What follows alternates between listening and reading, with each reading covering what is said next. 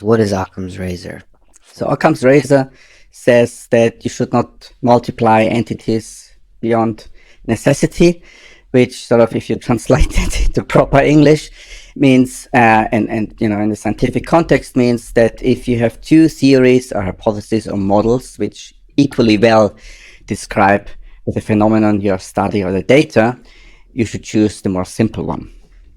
So that's just a principle, Yes. or sort of that's not like a provable law. Perhaps we'll kind of discuss it and think about it. But what's the intuition of why the simpler answer is the one that is likelier to be more correct descriptor of whatever we're talking about? I believe that Occam's razor is probably the most important principle in science. I mean, of course, we do logical deduction and we do experimental design, yeah, but science is about finding, understanding the world, finding models of the world, and we can come up with crazy complex models which explain everything but predict nothing. But the simple model seemed to have predictive power, and it's a valid question why. Yeah. And there are two answers to that. You can just accept it. That is the principle of science, and we use this principle, and it seems to be successful. We don't know why, but it just happens to be. Or you can try, find another principle which explains Occam's razor.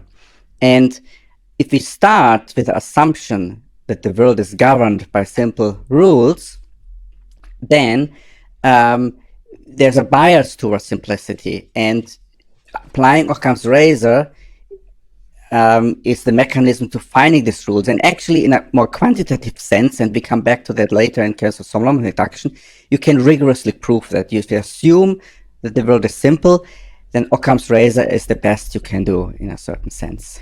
So I apologize for the romanticized question, but why do you think, outside of its effectiveness, why do you think we find simplicity so appealing as human beings? Why does E equals MC squared seem so beautiful to us humans? I guess mostly, in general, many things can be explained by an evolutionary argument.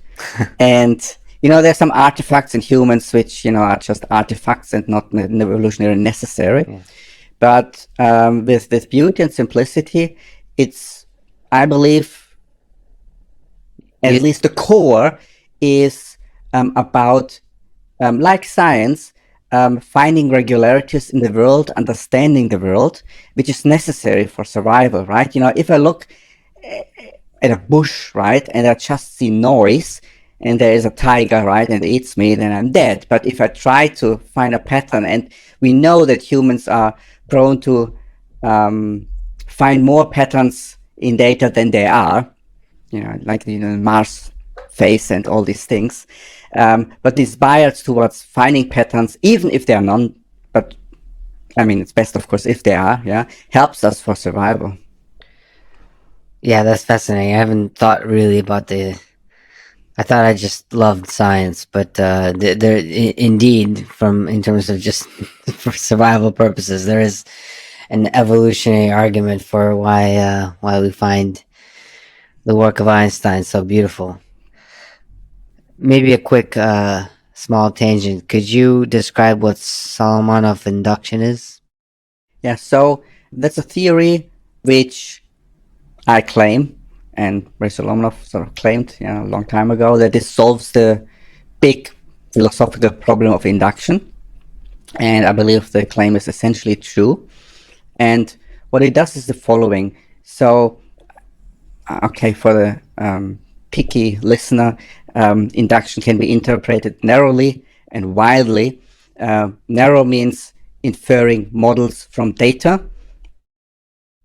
and widely means also then using these models for doing predictions. So prediction is also a part of the induction. So I'm a little bit sloppy sort of with the terminology, and maybe that comes from Ray Solomonov, being sloppy. Maybe I shouldn't say that.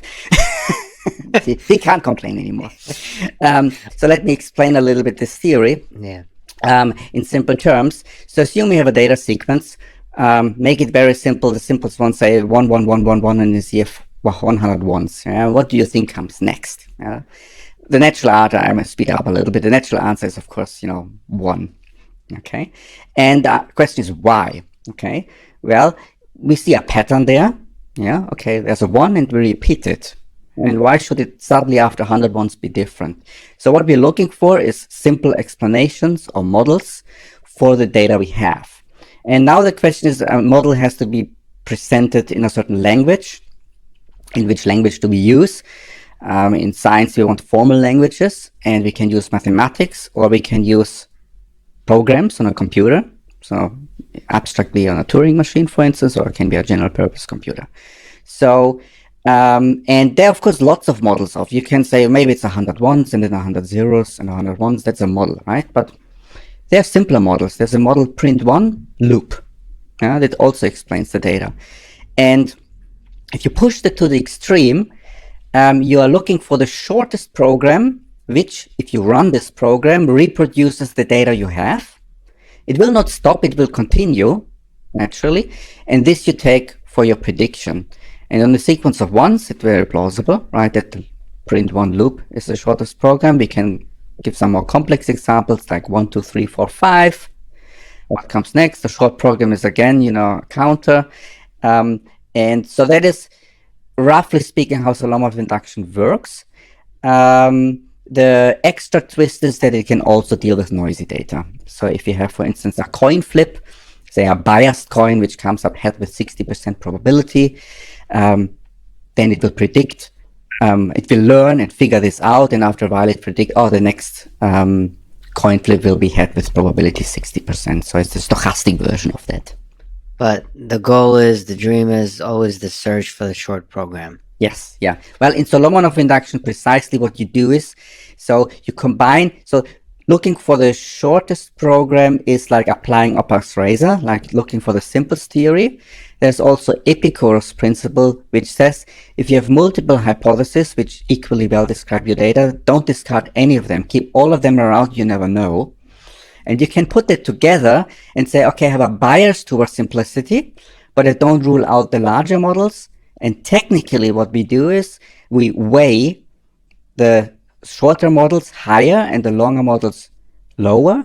And you use a Bayesian technique. You have a prior, and which is precisely 2 to the minus the complexity of the program. And you weigh all this hypothesis and take this mixture, and then you get also the stochasticity in. Yeah, like many of your ideas, that's just a beautiful idea of weighing based on the simplicity of the program. I love that. That seems to me maybe a very human-centric concept. It seems to be a very appealing way of discovering good programs in this world. You've used the term compression quite a bit. I think it's a beautiful idea. Sort of, we just talked about simplicity, and maybe science, or just all of our intellectual pursuits, is basically the attempt to compress the complexity all around us into something simple. So, what does this word mean to you, compression? I essentially have already explained it. So compression means, for me, finding short programs for the data or the phenomena at hand. You could interpret it more widely as, finding simple theories, which can be mathematical theories, or maybe even informal, just in words. Compression means finding short descriptions, explanations, programs for the data. Do you see science as a kind of our human attempt at compression? So we're speaking more generally, because when you say programs, we're kind of zooming in on a particular sort of almost like a computer science, artificial intelligence focus. But do you see all of human endeavor as a kind of compression? Well, at least all of science I see as an endeavor of compression, not all of humanity, maybe. And well, there are also some other aspects of science, like experimental design, right? I mean, we create experiments specifically to get extra knowledge, and this is that is then part of the decision-making process. But once we have the data, to understand the data is essentially compression. So I don't see any difference between compression, understanding, and prediction. So we're jumping around topics a little bit, but